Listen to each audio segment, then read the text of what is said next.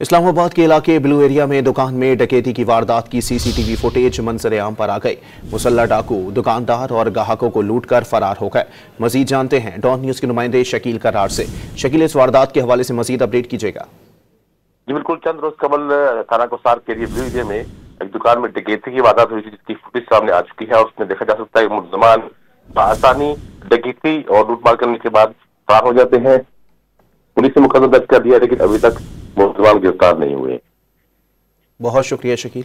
इस्लामाबाद के इलाके blue area में दुकान में डकैती की वारदात की सीसीटीवी फुटेज मंजर-ए-आम पर आ गई। मुसल्ला डाकू दुकानदार और ग्राहकों को लूटकर फरार हो गए। मजीद जानते हैं डॉन न्यूज के नुमाइंदे शकील करार से। शकील, इस वारदात के हवाले से मजीद अपडेट कीजिएगा। जी बिल्कुल, चंद रोज कबल थाना कोसार के ब्लू एरिया में एक दुकान में डकैती की वारदात हुई थी, जिसकी फुटेज सामने आ चुकी है और उसमें देखा जा सकता है मुलजमान आसानी डकैती और लूटमार करने के बाद फरार हो जाते हैं।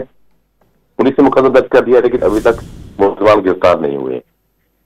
बहुत शुक्रिया शकील।